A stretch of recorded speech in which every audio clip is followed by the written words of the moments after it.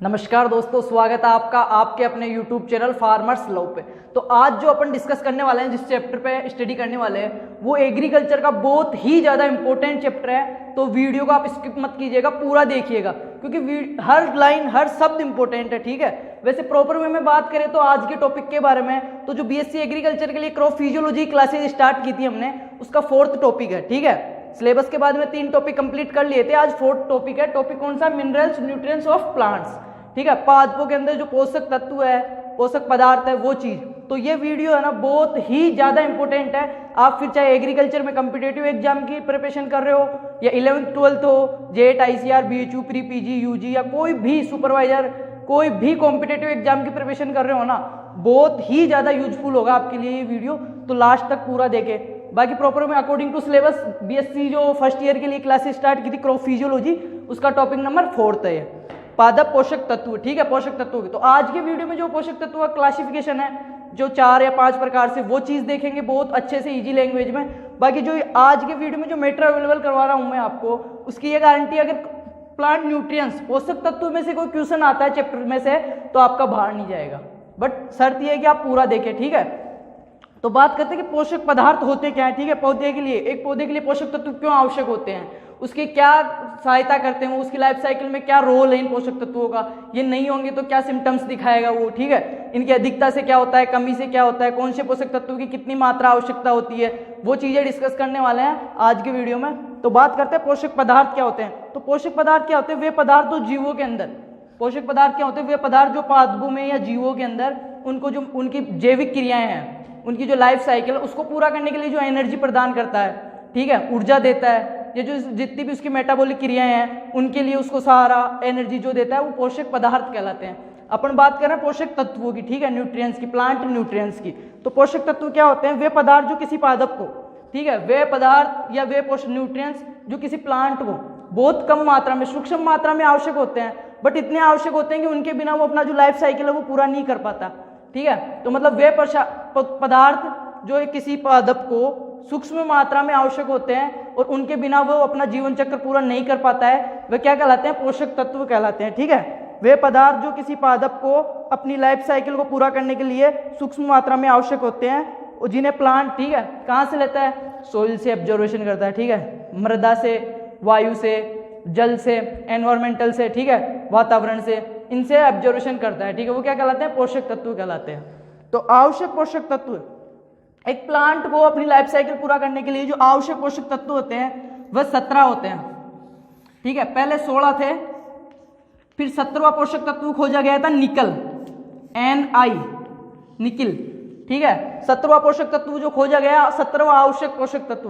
Question बहुत बार put up हुआ है, ऐसा बहुत अच्छा क्वेश्चन है कि 17वां आवश्यक पोषक तत्व कौन सा है, तो वो निकल है। 17वां आवश्यक पोषक तत्व निकल है, जिस 17वां आवश्यक पोषक तत्व के रूप में पहले 16 आवश्यक पोषक तत्व थे। एक प्लांट को लाइफ साइकिल, उसका अपना जीवन काल जो पूरा करने के लिए 16 की जरूरत होती थी, बट 17 हो गए। 17वां पोषक तत्व निकल, जो किसके द्वारा निकलता है? Ni। ठीक है, 1987 के अंदर, 1987 में, ठीक है, 1987 में किसके द्वारा खोजा गया था ये निकल जो पोषक तत्व है? 1987 के अंदर जो ब्राउन वैज्ञानिक थे, ब्राउन नामक के एक वैज्ञानिक थे, पहले प्लांट के लिए 16 आवश्यक पोषक तत्व थे, फिर 1987 में 1987 में निकल को खोजा गया ब्राउन नामक वैज्ञानिक के द्वारा। तो अब प्लांट्स के लिए जो आवश्यक पोषक तत्व है वो कितने हो गए? 17। ठीक है, इन 17 आवश्यक पोषक तत्वों के बिना एक पौधा अपना जीवन चक्र पूरा नहीं कर सकता। हेल्थी रूप से आप सिर्फ प्रोडक्शन नहीं ले सकते। ठीक है, प्रॉपर रूप से प्रोडक्शन लेने के लिए ये चाहिए ही चाहिए। ठीक है, आवश्यक पोषक तत्व है। तो आवश्यक पोषक तत्व कहते किसे, वो चीज देख लेते हैं। ये चीज क्लियर हो गई कि 17 होते हैं आवश्यक पोषक तत्व। 17वां कौन सा है? निकल है, जो ब्राउन के द्वारा 1987 में खोजा गया। ठीक है, अब बात करते हैं आवश्यक पोषक तत्व कहते किसे हैं, इसकी डेफिनेशन क्या है, इसका मीनिंग क्या निकलेगा। ठीक है, आवश्यक पोषक तत्व क्या होता है? तो आवश्यक पोषक तत्व क्या होते हैं?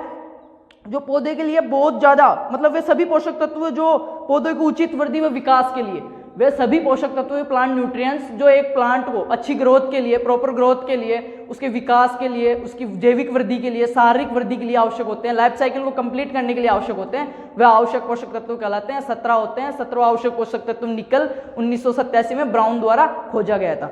नेक्स्ट बात करें अगर, तो आवश्यक पोषक तत्वों का जो सिद्धांत था, कसौटी, आवश्यक पोषक तत्वों का सिद्धांत, आवश्यक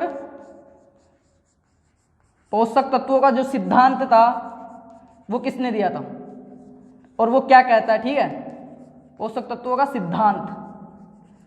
तो जो आवश्यक पोषक तत्वों का सिद्धांत था वो 1939 में आर्नोन व स्ट्राउट ने दिया था सर्वप्रथम। दो वैज्ञानिक थे, आर्नोन और स्ट्राउट। आर्नोन व स्ट्राउट ये दो वैज्ञानिक थे, उन्होंने दिया था सर्वप्रथम जो आवश्यक पोषक तत्वों का सिद्धांत है वह आर्नोन व स्ट्राउट ने दिया था 1939 के अंदर। कब दिया था? 1939 में, ठीक है, 1939 में। और क्या कहा? इस सिद्धांत की 3 टर्म्स थी, ठीक है, 3 इन्होंने वो दी थी शर्तें। जो आवश्यक पोषक तत्वों का सिद्धांत दिया 1939 आर्नोन व स्ट्राउट ने। याद रखना, बहुत अच्छा क्वेश्चन है कि आवश्यक पोषक तत्वों का सिद्धांत किसने दिया था? आर्नोन व स्ट्राउट ने दिया था सर्वप्रथम। कब दिया था? 1939 में। और इन्होंने क्या 3 चीज बताई आवश्यक पोषक तत्वों के बारे में? पहली चीज ये कि कोई भी पोषक तत्व जिसकी कमी होएगी ना वो उसी के द्वारा पूरी होगी। प्लांट्स के अंदर जिस पोषक तत्व की कमी दिखा रहा है पौधा, वो उसी पोषक तत्वों को देने से पूरी होगी। कोई दूसरा पोषक तत्व दे रहे हो तो वो पूरी नहीं होगी। प्लांट नाइट्रोजन की कमी दर्शा रहा है, ठीक है, नाइट्रोजन की जो कमी के सिम्टम्स दे रहा है और अपन फॉस्फोरस डाल रहे हैं, तो ये नहीं है कि वो पूरी कर लेगा, वो नाइट्रोजन ही देंगे तो ही पूरी होगी। ये क्या है? आवश्यक पोषक तत्वों को जो सिद्धांत था उसकी पहली शर्त है कि जिस पोषक तत्व की कमी है वह उसी से पूरी होगी, ठीक है, दूसरे पोषक तत्व से नहीं हो सकी, ठीक है, कमी उसी से पूरी होगी। दूसरी अगर बात करें अपन तो दूसरा क्या कहा इन्होंने कि ये जो पोषक तत्व है, जो आवश्यक पोषक तत्व 17, वह पादप के जो मेटाबॉलिज्मिक क्रियाएं हैं, जैविक क्रियाएं हैं, सारी क्रियाएं उनमें सीधे रूप से उपापचय जो क्रियाएं हैं, मेटाबॉलिक जो क्रियाएं हैं उसकी बॉडी की, उसमें सीधे रूप से निहित होंगे, ठीक है, उसके लिए आवश्यक होंगे। 2 चीज दी कि जिस पोषक तत्व की कमी होगी वो उसी से पूरी होगी, दूसरी उस प्लांट की जो मेटाबॉलिक क्रियाएं हैं उसमें ये पोषक तत्व है ना वो निहित होंगे। थर्ड उन्होंने क्या कहा कि इन पोषक तत्वों में से अगर किसी भी पोषक तत्व की कमी हो जाती है, एक की भी, तो वो प्लांट अपनी लाइफ साइकिल को पूरा नहीं कर पाएगा स्वस्थ रूप से, उससे आप प्रोडक्शन नहीं ले सकते, जितना लेना चाहते हो प्रॉपर वो नहीं मिलेगा। तो आवश्यक पोषक तत्वों का सिद्धांत आर्नोन व स्ट्राउट ने दिया 1939 में, ठीक है। और क्या क्या चीज? 3 चीज बताई। क्या चीज बताई? जिस पोषक तत्व की कमी है वो उसी से कंप्लीट होगा, दूसरे से नहीं होगा। सेकंड चीज क्या बताई? इनकी कमी होने से मतलब अगर एक भी पोषक तत्व की कमी हो गई तो प्लांट अपनी लाइफ साइकिल पूरी नहीं कर पाएगा।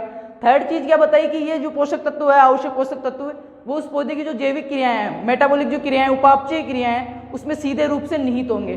तो ये अपनी बात हो गई आवश्यक पोषक तत्व क्या होता है, पोषक तत्व क्या होता है। 17 पोषक तत्व होते हैं। 17वां निकल है और 17वीं खोज ब्राउन ने की थी 1987 के अंदर, 1987 में। आवश्यक पोषक तत्वों का सिद्धांत आर्नोन व स्ट्राउट ने दिया 1939 में, और 3 चीजें बताई, ठीक है, तीनों चीज होगी। अब बात करते हैं आधुनिक सिद्धांत, या जो इसका पोषक तत्वों का सिद्धांत है उसका प्रतिपादन किसने किया था, ठीक है, इसको मॉडिफाई किसने किया, इसमें कुछ चेंजेस किए थे 1954 में, 1954 में, 1954 में। जो आवश्यक पोषक तत्वों का सिद्धांत आर्नोन व स्ट्राउट ने दिया था 1939 में, उसमें कुछ चेंजेस किए गए 1954 में। किसके द्वारा? आर्नोन के द्वारा, ठीक है। आर्नोन जो वैज्ञानिक था उसने 1954 में उसी सिद्धांत को मॉडिफाई किया, ठीक है, 1954 के अंदर। अब बात करते हैं इनके वर्गीकरण की। तो अपन पोषक तत्वों का वर्गीकरण देखेंगे 5 या 6 टाइप से, ठीक है, और बहुत ही ज्यादा इंपॉर्टेंट होने वाला है, तो वीडियो को प्लीज स्किप ना करें, पूरा देखिए। ये वीडियो आपके लिए एग्रीकल्चर में तो इंपॉर्टेंस है ही, बायोलॉजी में भी इंपॉर्टेंस रखता है, क्योंकि बायोलॉजी में जब आप प्लांट फिजियोलॉजी की स्टडीज करोगे जो पादप के बारे में, तो वहां पे भी ये पादप पोषक तत्व वाला चैप्टर आपको बहुत अच्छे से मिल जाएगा। तो आपका एक जगह से दोनों जगह काम हो रहा है, तो पूरा देखें, ठीक है। तो आप बात कर रहे हैं जो प्लांट जो न्यूट्रिएंट्स हैं उसका जो क्लासिफिकेशन है उसके बारे में, पादप पोषक तत्वों का वर्गीकरण, क्लासिफिकेशन, ठीक है, वर्गीकरण। बात करते हैं, फर्स्ट जो वर्गीकरण देखते हैं वो खनिज पोषक तत्व और अखनिज पोषक तत्व, खनिज और अखनिज पोषक तत्व 2 रूप, ठीक है, खनिज के आधार पर। तो 2 टाइप्स, ठीक है, इसके 2 प्रकार हो गए। कौन सा? खनिज पोषक तत्व है, पहला देख लेते हैं अखनिज पोषक तत्व और खनिज पोषक तत्व। बड़े ध्यान से देखना, बहुत इजी लैंग्वेज में आपको बहुत ही अच्छा मैटर अवेलेबल करवाने का कोशिश करूंगा मैं, कि अखनिज पोषक तत्व और खनिज पोषक तत्व, ये फर्स्ट वर्ग क्लासिफिकेशन देख रहे हैं अपन। तो अखनिज पोषक तत्व कौन कौन से होते हैं? CHO। कौन कौन से है अखनिज पोषक तत्व? 3 है। हमने देखा था टोटल 17 थे, 17 में से 3 ये हो गए अखनिज पोषक तत्व, बचे कितने? 14। जो ये 14 है वो खनिज पोषक तत्व है, और बचे 3 अखनिज। अखनिज पोषक तत्व में कौन कौन सा आता है? कार्बन, हाइड्रोजन, ऑक्सीजन, ठीक है, कार्बन, हाइड्रोजन, ऑक्सीजन, CHO। और एक चीज, ये जो अखनिज पोषक तत्व है, प्लांट इनको कहां से ऑब्जर्वेशन करता है? इनको एनवायरमेंटल से, ठीक है, एटमॉस्फेयर से, वातावरण से स्वतंत्र रूप से ग्रहण करता है पादप इनको, CHO को। और जो प्लांट का जो बॉडी मास है ना, बॉडी भार, जो शारीरिक वो 95% अबाउ, ठीक है, 95% इन्हीं से बना होता है अखनिज पोषक तत्वों से। ये चीज बहुत ही ज्यादा इंपॉर्टेंट है। जो CHO है अखनिज पोषक तत्व है, पादप इनको, प्लांट जो है वो एनवायरमेंटल से, एटमॉस्फेयर से स्वतंत्र रूप से, फ्री टाइप से ऑब्जर्वेशन करता है। और बॉडी मास है एक प्लांट की, जो बॉडी शारीरिक भार है 95% अबाउ इन्हीं का बना होता है, CHO का। एक पादप का शरीर का जो भाग है वो लगभग 95% अखनिज पोषक तत्व CHO का बना होता है, और इसे पादप बाहर से, वातावरण से ग्रहण करता है फ्री, बिल्कुल, ठीक है। बात करें नेक्स्ट, जो खनिज पोषक तत्व 14 बच गए, इनमें कौन कौन से आएंगे? प्राथमिक पोषक तत्व, द्वितीयक और तृतीयक, जो भी बच गए NPK, Ca, Mg, copper, sulphur, सब इसी में आ जाते हैं, ठीक है। तो ये फर्स्ट क्लासिफिकेशन आई होप समझ में आया होगा कि खनिज और अखनिज पोषक तत्व। 17 में से 3 तो अखनिज थे, जो मेनली एक प्लांट की बॉडी के लिए, निर्माण के लिए आवश्यक होते हैं, ठीक है, और खनिज में 14 हो गए। नेक्स्ट क्लासिफिकेशन देखते हैं इसका। ये हो गया खनिज और अखनिज पोषक तत्वों के आधार पे पादप पोषक तत्वों का वर्गीकरण। नेक्स्ट जो क्लासिफिकेशन अपना, एक चीज 1961 में एक वैज्ञानिक था निकोलस, ठीक है, उन्होंने 4 पोषक तत्वों की ओर खोज कर दी थी 1961 में। 1961 में एक वैज्ञानिक था निकोलस। इन्होंने क्या किया? 4 ऐसे पोषक तत्वों की खोज की जो कुछ प्लांट्स के लिए, कुछ स्पेशलिस्ट पौधों के लिए बहुत ज्यादा आवश्यक थे, ठीक है। तो उनको क्या कहा गया, जिन्होंने इसकी खोज की थी? क्रियात्मक पोषक तत्व, जो फंक्शनल न्यूट्रिएंट्स है, क्रियात्मक। इन चारों को क्या बोला गया? क्रियात्मक पोषक तत्व,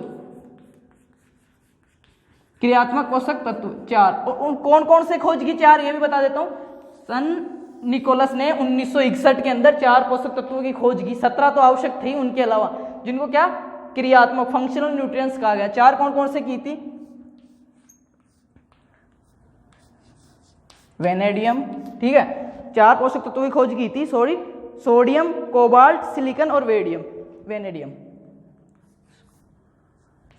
सोडियम, ठीक है, कोबाल्ट, सिलिकॉन और वेनेडियम। तो जो सोडियम है वो किसके लिए आवश्यक था? सोडियम है ना, वो चुकंदर के लिए। जो सोडियम की खोज की, 4 पोषक तत्वों की खोज की निकोलस ने 1961 में। सोडियम जो है ना, वो किसके लिए आवश्यक था? चुकंदर के लिए। चुकंदर के लिए बहुत ही ज्यादा इंपॉर्टेंट था, ठीक है, सोडियम चुकंदर के लिए बहुत ज्यादा आवश्यक था सोडियम। और जो कोबाल्ट था वो दलहन के लिए, जो कोबाल्ट है, जितनी भी दलहनी लेग्यूम फसलें हैं उनके लिए बहुत ज्यादा इंपॉर्टेंट था, दलहनी के लिए, ठीक है। सोडियम तो चुकंदर के लिए 4 पोषक तत्वों की खोज की, जिन्हें फंक्शनल न्यूट्रिएंट्स कहा गया।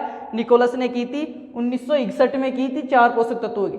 सोडियम चुकंदर के लिए, कोबाल्ट दलहन, और जो वेनेडियम था वो सब्जियों के लिए, जो वेजिटेबल्स है उनके लिए बहुत ही ज्यादा इंपॉर्टेंट था वेनेडियम जो पोषक तत्व है वो। और सिलिकॉन जो है वो सबको पता है धान के लिए, जो राइजस एटाइवा अपने धान है, पेडी, उसके लिए जो है बहुत ही ज्यादा इंपॉर्टेंट है सिलिकॉन। तो 4 पोषक तत्वों की खोज की, जिन्हें क्रियात्मक पोषक तत्व कहा गया निकोलस के द्वारा 1961 में। कौन कौन से थे? कोबाल्ट, वेनेडियम, सिलिकॉन और सोडियम, ठीक है। अब बात करते हैं 17 और 4 कितने हो गए? 21। मतलब 17 तो अपने पहले से थे आवश्यक पोषक तत्व, 4 की ओर खोज कर दी निकोलस जी ने, ठीक है, 1961 में। तो 17 तो आवश्यक पोषक तत्व थे, प्लस 4 क्रियात्मक जो फंक्शनल हो गए, तो टोटल कितने हो गए? 21। इनको क्या कहा गया? कार्यात्मक पोषक तत्व या मेटाबॉलिक, ठीक है, मेटाबॉलिक जो न्यूट्रिएंट्स है, कार्यकारी पोषक तत्व 21 हो गए। 17 तो आवश्यक पोषक तत्व प्लस 4 निकोलस द्वारा खोजे गए क्रियात्मक पोषक तत्व, टोटल कितने हो गए? 21।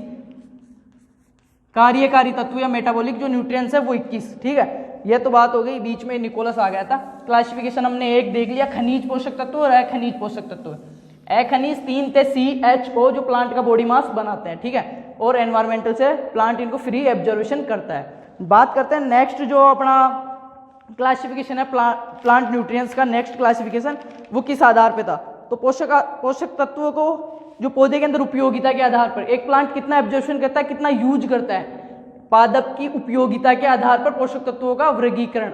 जो सेकंड नंबर क्लासिफिकेशन है पादप का उपयोगिता के आधार पर, ठीक है, कितना यूज कर रहा है, कितना उपयोग है उस पोषक तत्वों का, उसके आधार पर वर्गीकरण देखते हैं। तो इसके आधार पर क्या है, पोषक तत्व 3 प्रकार के होते हैं, 3 है मेनली वर्गीकरण यही है, ठीक है, 3 टाइप,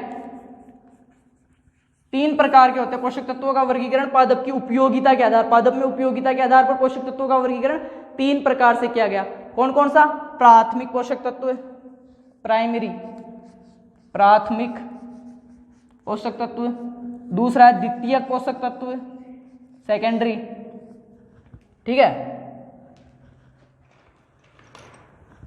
द्वितीयक पोषक तत्व, और थर्ड हो गया तृतीय पोषक तत्व, तृतीय पोषक तत्व। तो पादप के अंदर उपयोगिता के आधार पर पोषक तत्वों को 3 भागों में बांटा गया, प्राथमिक पोषक तत्व, द्वितीयक पोषक तत्व और तृतीय पोषक तत्व। सबको पता है मैंने। प्राथमिक पोषक तत्व कौन कौन से होते हैं, बहुत इंपॉर्टेंट जो क्लासिफिकेशन है ये, बहुत बार यहां से क्वेश्चन पुटअप होता है, ध्यान से देखिएगा आप। प्राथमिक पोषक तत्व कौन कौन से होते हैं, NPK, ठीक है, नाइट्रोजन, फॉस्फोरस, पोटेशियम, NPK, ये क्या है, प्राथमिक पोषक तत्व है, ठीक है, NPK क्या है, प्राथमिक पोषक तत्व है। इनके बारे में, इनकी कमी के क्या सिम्टम्स हैं, अधिकता से क्या होता है, कमी से, एक प्लांट की लाइफ साइकिल में क्या रोल है, बहुत अच्छे से देखेंगे, वो अगले पार्ट में देखेंगे वीडियो के। अभी अपन क्लासिफिकेशन का अच्छे से डिस्कस कर लेते हैं थोड़ा डीपली से, ठीक है। बात करते हैं सेकेंड, द्वितीयक पोषक तत्व या सेकेंडरी, ठीक है, द्वितीयक पोषक तत्व है, ये कौन कौन से हैं, Ca, Mg और S, कैल्शियम, मैग्नीशियम और सल्फर, ये कौन से हो गए, द्वितीयक पोषक तत्व, ठीक है। प्राथमिक पोषक तत्व नाइट्रोजन, फॉस्फोरस, पोटेशियम, द्वितीयक पोषक तत्व कैल्शियम, मैग्नीशियम, सल्फर। बच कौन सा आ रहा है, तृतीय पोषक तत्व, ठीक है। तो 17 थे, इन 6 को छोड़ दो, NPK और CMGS को छोड़ दो, जो बाकी बच गए ना वो तृतीय पोषक तत्वों में आते हैं। कौन कौन से हो गए, जो भी आपके कॉपर हो गया, क्लोरीन हो गया, ठीक है, ये सारे क्या हुआ, तृतीय पोषक तत्वों में आते हैं ये चीजें। तृतीय पोषक तत्व में FeMn, क्लोरीन, ठीक है, बोरोन, मोलिब्डेनम, कॉपर, ये सब तृतीय पोषक तत्व हो गए। प्राथमिक पोषक तत्व NPK, द्वितीय पोषक तत्व CaMgS, ठीक है, तृतीय जो बच गए जो, ठीक है। तो ये 2 प्रकार की क्लासिफिकेशन देख लिया। थर्ड देखते हैं पादप शुष्क बाहर में पाई जाने वाली मात्रा के आधार पर, जो प्लांट की बॉडी के अंदर, ठीक है, पादप शुष्क बाहर में, जो पादप का बॉडी का ड्राई वेट है, एक प्लांट है उसको तोड़ लो आप, ठीक है, उसका वेट किया 500 ग्राम का हो रहा है, तो उसकी बॉडी में कौन सा पोषक तत्व कितनी मात्रा में पाया जा रहा है, कितनी, ठीक है, उसकी वो है मात्रा है, उस चीज के आधार पर वर्गीकरण। ये भी बहुत अच्छा वर्गीकरण है, बहुत इंपॉर्टेंट है, इसमें से भी क्वेश्चन आता है कि पादप शुष्क बाहर में पाई जाने वाली मात्रा के आधार पर जो वर्गीकरण है उसमें 2 प्रकार से बांटा गया है, 2 टाइप्स, ठीक है, 2 प्रकार से किया गया है। कौन कौन सा देखते हैं अभी। 2 प्रकार से वर्गीकरण किया, कौन कौन सा किया गया है, दीर्घ या वृहत पोषक तत्व और सूक्ष्म, दीर्घ या वृहत बड़े, ठीक है, जो अधिक मात्रा में चाहिए होते हैं, ठीक है, दीर्घ या वृहत पोषक तत्व, इनको क्या बोलते हैं, माइक्रोन्यूट्रिएंट्स। और दूसरा हो गया, फिर यह दीर्घ हो गया तो ये सूक्ष्म हो गया, ठीक है, सूक्ष्म या लघु पोषक तत्व, इसको बोलते हैं ये तो होगा मैक्रो, इसको माइक्रोन्यूट्रिएंट्स।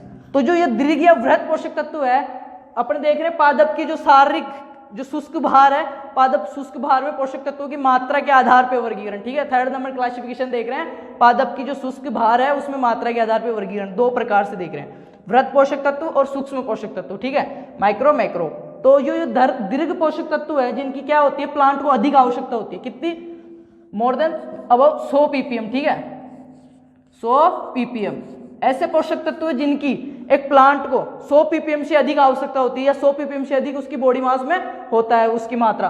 और सूक्ष्म में कौन सा आ जाएंगे, जो 100 ppm से कम, लेस देन, ठीक है, 100 ppm, 100 ppm से कम वाले तो हो गए सूक्ष्म पोषक तत्व, और इससे 100 ppm से अधिक जो एक प्लांट को आवश्यकता है, एब्जॉर्प्शन कर रहा है, वो हो गए दीर्घ या वृहत पोषक तत्व। अब 100 ppm से अधिक वाले में कौन कौन से आएंगे, प्राथमिक और जो द्वितीयक, ऊपर देखा हमने प्राइमरी न्यूट्रिएंट्स और सेकेंडरी न्यूट्रिएंट्स, ठीक है, NPK, CaMg एस। सीधा ऐसे भी देख सकते हो आप कि जो दीर्घ पोषक तत्व है उसमें अपन ऐसे भी लिख सकते हैं प्राथमिक पोषक तत्व प्लस द्वितीय पोषक तत्व। तो कितने 6 हो गए ये, एनपीके प्लस CMGS MGS, ठीक है। ये हो गए दीर्घ पोषक तत्व। और सूक्ष्म में कौन से बच गए, जो तृतीय वाले थे अपने प्राथमिक और द्वितीय को छोड़ के, बोरोन हो गया, कॉपर हो गया, मोलिब्डेनम हो गया, ठीक है, जिंक हो गया, यह सूक्ष्म या लघु पोषक तत्वों में। तो 2 प्रकार से क्लासिफिकेशन हमने देख लिया। अब नेक्स्ट बात करते हैं पौधों के अंदर गतिशीलता के आधार पर। एक प्लांट के अंदर जो पोषक तत्व है वो क्या गतिशील, कैसे गति करते हैं, ठीक है, कौन सा अधिक गतिशील है, कौन से कमी के लक्षण कहाँ दिखाई देंगे, कौन सा कम गतिशील है, कौन मध्यम गतिशील है, वो चीजें डिस्कस। 4th क्लासिफिकेशन है वो कौन सा है, एक प्लांट के अंदर जो पोषक तत्व है उनकी क्या गतिशीलता रहती है। पौधों में गतिशीलता के आधार पर वर्गीकरण, गतिशीलता के आधार पर वर्गीकरण। तो इसको बिल्कुल इजी में समझते हैं स्ट्रक्चर बना के, ठीक है। ये अपना कोई प्लांट है, ये लैंड हो गई, ये इसकी रूट्स हो गई, ये हो गई इसकी नीचे की पत्तियां, ठीक है, पुरानी पत्तियां, ये हो गई इसकी बीच की पत्तियां, ठीक है। ये कोई प्लांट है, ये हो गई उसकी नीचे की पत्तियां पुरानी पत्तियां, ये हो गई उसकी बीच की पत्तियां, और ये हो गई उसकी नई पत्तियां, ठीक है। और ये हो गया उसका शीर्ष भाग, टॉप डोमिनेंस, शीर्ष भाग। ये कोई प्लांट बनाया, ये हो गई इसकी जड़, तना, ये हो गई पुरानी पत्तियां, यहां पे लिख देता हूं मैं, नीचे की पत्तियां या पुरानी पत्तियां, पुरानी पत्तियां, और ये हो गई मध्यम पत्तियां या बीच की पत्तियां, ठीक है। और ये हो गई नई पत्तियां, याद रखना। और ये हो गया टॉप, ठीक है, शीर्ष भाग, किसी पादप का शीर्ष भाग, पुरानी पत्तियां, मध्यम पत्तियां और नई पत्तियां, ठीक है। अब बात करते हैं इसमें, तो जो नीचे की पत्तियां हैं, पुरानी पत्तियां, वहां पे कौन से पोषक तत्व दिखेंगे, कि कौन सी पोषक तत्व की कमी के लक्षण दिखेंगे, जो अधिक गतिशील है। एक प्लांट के अंदर सबसे अधिक गतिशील जो पोषक तत्व है उसकी कमी के लक्षण कहां पे दिखते हैं, नीचे की पत्तियों में, ठीक है, पुरानी पत्तियों में। वो कौन कौन से हैं, N, P, K, Mg और MO। ये 5 ऐसे पोषक तत्व हैं जो प्लांट्स के लिए, पौधों में अधिक गतिशील होते हैं, उच्च गतिशील होते हैं। कौन कौन से, nitrogen, phosphorus, potassium, magnesium, molybdenum, ठीक है, N, P, K, Mg, MO। ये 5 पोषक तत्व पौधे के अंदर अधिक गतिशील होते हैं। इनकी कमी, अधिकता, जो सिम्टम्स दिखेंगे वो पुरानी पत्तियों पे दिखेंगे हमेशा। तो इस चित्र से आपको एक और क्वेश्चन सोल्व आउट होगा कि कभी नीचे की पत्तियों के कोई क्वेश्चन आ रहा है कि नीचे की पत्तियों में ये कमी हो रही है, लक्षण सिम्टम्स दिखाई दे रहा है, तो किस पोषक तत्व की कमी से, तो आपको थोड़ा सा हेल्प मिल जाएगी कि N, P, K, Mg, MO, ये 5 ही ऐसे पोषक तत्व हैं जो पौधे में अधिक गतिशील होते हैं और इनके लक्षण नीचे की पत्तियों में या पुरानी पत्तियों में दिखाई देते हैं। बात करते हैं मध्यम पत्तियों में, बीच की पत्तियों में। तो बीच की या मध्यम पत्तियों में क्या है, एक ही पोषक तत्व आएगा, जिंक। अगर जिंक है ना पौधों के अंदर मध्यम गतिशील होता है, ठीक है। NPK, Mg, MO अधिक गतिशील होते हैं, इनके लक्षण नीचे की पत्तियों में दिखाई देते हैं। जबकि जिंक है ना एक प्लांट के अंदर मध्यम गतिशील होता है, मीडियम, ठीक है। और इसकी कमी के लक्षण बीच की पत्तियों में, जो मध्य की जो पत्तियां हैं उसमें दिखाई देते हैं। अब रह गए 2 चीज, एक तो टॉप डोमिनेंस और ऊपर की पत्तियां, नई पत्तियां, ठीक है। तो ऊपर ही ऊपर सबसे है ना कैल्शियम और बोरोन, 2 पोषक तत्व आएंगे, कैल्शियम और बोरोन। ये 2 पोषक तत्व बहुत ही ज्यादा इंपॉर्टेंट है, कैल्शियम और बोरोन। ये क्या है, पौधे के अंदर अगतिशील होते हैं। और हमेशा अगर पौधे की जो शीर्ष कलिका है, टॉप डोमिनेंस है, वहां पे कोई सिम्टम्स आपको दिख रहा है तो प्रॉपर 101% वो या तो कैल्शियम का होगा या बोरोन का होगा, ठीक है। ऊपर ही ऊपर ये दर्शाते हैं अपने लक्षण, ठीक है, कैल्शियम और बोरोन। और पौधों के अंदर अगतिशील पाए जाते हैं। बहुत इंपॉर्टेंट क्वेश्चन है, बहुत बार पुट हुआ है जेट, ICR, BHU, बायोलॉजी के, नीट, प्री-PG एग्जाम्स में, कि पौधों में अगतिशील पोषक तत्व कौन से हैं। तो कैल्शियम और बोरोन 2 ही ऐसे पोषक तत्व हैं जो पौधों में अगतिशील होते हैं। और इनकी कमी के लक्षण कहाँ दिखाता है पौधा, टॉप डोमिनेंस, शीर्ष कलिका के ऊपर। नीचे की पत्तियां या पुरानी पत्तियों पे NPK, Mg, MO जो अधिक गतिशील है, मध्यम गतिशील जिंक, बीच की पत्तियां। बच रहा है अपने जो नई पत्तियां हैं, इनके ऊपर, नई पत्तियों के ऊपर लक्षण किसकी कमी की दर्शाएंगे, वो चीज, प्लस जो नई पत्तियां है ना उन पे कौन से पोषक तत्व पाए जाते हैं। तो नई पत्तियों पे कौन कौन से पाए जाएंगे, जो Fe, Mn, क्लोरीन बच गए, जो फेरस, मैग्नीज, क्लोरीन, ये जो पोषक तत्व है ना, इसकी कमी के लक्षण नई पत्तियों पे, हमेशा प्लांट की जो नई लीव्स आएगी, नई पत्तियां हैं, उसी के ऊपर दिखाई देंगे। तो आई होप समझ में आया होगा ये कि पौधे में अगतिशील तत्व कैल्शियम बोरोन, अधिक गतिशील NPK, Mg, MO, और इनकी कमी के लक्षण, दो चीज सोल आउट हो रही है यहाँ पे पुरानी पत्तियों पे, जिंक मध्य की पत्तियों पे, ठीक है। बात करते हैं नेक्स्ट क्लासिफिकेशन की। इतना समझ में आएगा, वीडियो को स्किप ना करें, पूरा देखिए। ये jet, ICR, BHU, pre PG जो भी आप दे रहे हो एग्जाम, कॉम्पिटेटिव एग्जाम, सुपरवाइजर है हो, बाकी 11th 12th बायोलॉजी के लिए, सबके लिए इंपॉर्टेंट है। पार्ट सेकंड में अपन जो जितने पोषक तत्व है ना बहुत अच्छे से डीपली, बिल्कुल इजी लैंग्वेज में, बहुत अच्छे मैटर के साथ इनकी जो कमी के लक्षण, अधिकता की, एक life cycle, plant life cycle में क्या रोल है, वो चीजें डिस्कस करने नेक्स्ट पार्ट में, ठीक है। अब नेक्स्ट जो अपना क्लासिफिकेशन है वो पोषक तत्वों की उपलब्धता का रूप, कि एक प्लांट है ना, एक न्यूट्रिएंट्स को, प्लांट है ना, एक पोषक तत्व को किस फॉर्म में ऑब्जर्वेशन कर रहा है, ठीक है, किस रूप में ग्रहण करता है। बहुत ही ज्यादा इंपॉर्टेंट चीज है कि एक पौधा किसी पोषक तत्व को किस रूप में ग्रहण कर रहा है। ग्रहणता का रूप, पौधे के द्वारा किस रूप में ग्रहण किया जा रहा है पोषक तत्वों को, वो चीज देखते हैं। तो सबसे पहले इसमें देखेंगे प्राथमिक पोषक तत्व NPK, उसके बाद में CA, Mg, S, इनका देखते हैं, इसके आगे देखेंगे, ठीक है। तो नाइट्रोजन को हमेशा है ना पौधे NO3- और NH4+ दोनों फॉर्म में, माइनस प्लस, ठीक है, माइनस में भी और प्लस में भी, दोनों रूप में ग्रहण करते हैं नाइट्रोजन को। नाइट्रेट के रूप में भी ग्रहण करता है और अमोनिया के रूप में भी। धान जो है NH4+ और NO3-। नाइट्रोजन एक ऐसा पोषक तत्व है जिसको पौधे दोनों फॉर्म में ऑब्जर्वेशन करते हैं, प्लस में माइनस में, प्लस वैलेंसी और माइनस वैलेंसी, दोनों में, ऋणावेशित और धनावेशित। ऋणावेशित में करेगा तो नाइट्रेट NO3-, ठीक है, और प्लस वैलेंसी में अगर इसको ऑब्जर्वेशन करेगा तो NH4+ अमोनियम के रूप में करेगा। तो ये चीज कंप्लीट आपको याद रखनी है, नोट आउट कर सकते हो वीडियो पॉज करके, कि नाइट्रोजन को पौधे दोनों फॉर्म में ऑब्जर्वेशन करते हैं, प्लस में भी माइनस में भी। प्लस में तो करेंगे तो अमोनियम के रूप में NH4+ और माइनस में करेंगे तो नाइट्रेट NO3-। बात करते हैं फॉस्फोरस की, तो फॉस्फोरस का H2PO4- और HPO4-।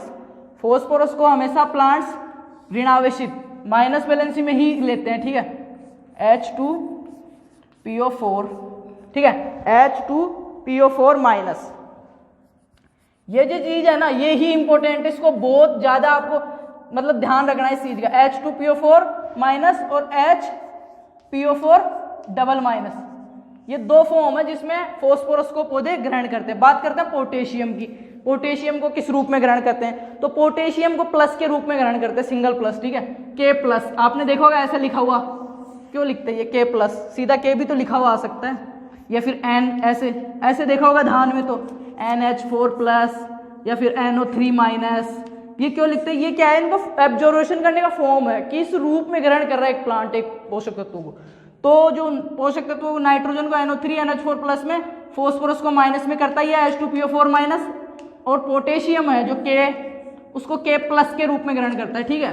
बात करते हैं कैल्शियम की, Ca+, ठीक है, कैल्शियम को Ca+2, जो कैल्शियम है उसको प्लांट किस फॉर्म में लेते हैं, Ca+2, या ऐसे भी लिखा हुआ मिल सकता है Ca+2, ठीक है, कैल्शियम को +2 में करते हैं। Mg को भी +2 में करते हैं, Ca+2 Mg+2, ठीक है। तो नाइट्रोजन को माइनस प्लस दोनों में कर रहा है, कैल्शियम +2 मैग्नीशियम +2 को कर रहे हैं। बात करते हैं सल्फर की, सल्फर को माइनस के रूप में करते हैं, नाइट्रोजन का देख लिया, फॉस्फोरस का, पोटेशियम का, कैल्शियम का, मैग्नीशियम का देख लिया। बात करते हैं सल्फर की, कि सल्फर को किस रूप में ऑब्जर्वेशन करते हैं, किस फॉर्म में पौधे, तो सल्फर को माइनस में करते हैं, SO4-, ठीक है, SO4- के रूप में पौधे लेते हैं, SO4-, ठीक है, SO4-2 पौधे जो सल्फर को ऑब्जर्वेशन करते हैं वो SO4-2 फॉर्म में करते हैं। ये चीज हो गई कि पौधे किस रूप में ग्रहण करते हैं। अब बात करते हैं मृदा के अंदर, पौधे के अंदर जो पोषक तत्वों की गतिशीलता हमने देख ली कि ये पौधा पोषक तत्व है वो कौन सा गतिशील है कौन सा नहीं है। अब बात और देख लिया उनको उपलब्धता का रूप कि पौधे किस फॉर्म में उनको ऑब्जर्वेशन कर रहे हैं वो भी देख लिया, क्लासिफिकेशन भी देख लिया। एक लास्ट चीज बचती है, वो बचती है कि सोयल, मृदा के अंदर, मृदा से ही ले रहा है पोषक तत्वों को मेनली, उसके रूट हेयर्स के द्वारा ऑब्जर्वेशन कर रहा है, तो मृदा के अंदर जो पोषक तत्व उनकी गतिशीलता क्या रहेगी, गतिशीलता क्या है मृदा के अंदर, तो जितने भी प्लस वैलेंसी वाले हैं जो अभी मैंने बताया, जैसे Mg+2 Ca+2 जितने भी प्लस वैलेंसी वाले हैं और माइनस वैलेंसी वाले हैं, ठीक है। मृदा में भी 3 रूप से होगी, अधिक गतिशील, सॉरी, तो मृदा में भी पोषक तत्वों की गतिशीलता 3 प्रकार की होगी, अधिक, मृदा के अंदर अधिक गतिशील, ठीक है, मध्यम गतिशील और अगतिशील या अगतिशील, ठीक है। प्लांट्स में भी यही देखा था कि एक पौधे के अंदर अधिक गतिशील, कम गतिशील और अगतिशील, ठीक है। तो यहाँ पे भी अधिक गतिशील, मध्यम गतिशील और अगतिशील। तो अधिक गतिशील में तो कौन से आएंगे, जो भी माइनस वैलेंसी वाले हैं, जैसे NO3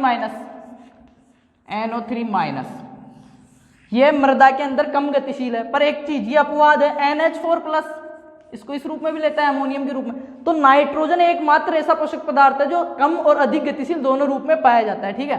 बात करते हैं मध्यम गतिशील कौन कौन से हैं। कम गतिशील में माइनस वाले हो गए, जैसे NO3-, SO4-, ठीक है, SO4-2, ये भी कम, मृदा के अंदर अधिक गतिशील है। क्लोरीन-, ये भी मृदा में अधिक गतिशील है, ठीक है। अब बात करते हैं मध्यम गतिशील। तो मध्यम गतिशील में कौन से आएंगे, सभी प्लस वैलेंसी वाले, जिनके ऊपर प्लस वैलेंसी के रूप में ऑब्जर्वेशन कर रहा है, ठीक है। Mg+2, Ca+2, ये क्या है, मध्यम गतिशील, मृदा के अंदर मध्यम गतिशील है। अब बात करते हैं सबसे मोस्ट इंपोर्टेंट चीज कि मृदा में अगतिशील पोषक तत्व कौन से होंगे। आपको याद होगा, अभी क्लासिफिकेशन देखा था उसमें कि प्लांट्स के अंदर अगतिशील कौन थे, कैल्शियम और बोरोन, बहुत ज्यादा इंपोर्टेंट है। एक प्लांट में कौन से अगतिशील है, कैल्शियम और बोरोन, जो टॉप पे थे देखा था, कैल्शियम और बोरोन। अब बात करें मृदा के अंदर, सोइल के अंदर कौन से ऐसे न्यूट्रिएंट्स हैं जो अगतिशील रूप में पाए जाते हैं, अगतिशील, तो 2 हैं। कौन कौन से हैं अगतिशील में, H2PO4- और जिंक, मतलब फॉस्फोरस और जिंक, ठीक है। ये 2 ऐसे न्यूट्रिएंट्स हैं जो मृदा के अंदर अगतिशील पाए जाते हैं। तो आज का वीडियो कंप्लीट, नेक्स्ट वीडियो में अपन वो चीज डिस्कस कर लेंगे। इसके अलावा आपके जो BSc फर्स्ट ईयर की 4 subject, meteorology, crop physiology, entomology, plant pathology classes continuous हो रही है। चैनल के पेज पे प्लेलिस्ट में विजिट करना। उसके अलावा आपको जेट की, ICR, BHU जो भी एग्जाम्स की क्लासें मिल जाएगी, आपको प्लेलिस्ट में विजिट करना आप एक बार। उसके अलावा सभी एग्जाम्स के लिए जो मोस्ट एग्रीकल्चर की पॉइंट्स है उसकी भी एक सीरीज बनाई हुई है, एक बार देखें और बताएं आप, ठीक है। धन्यवाद।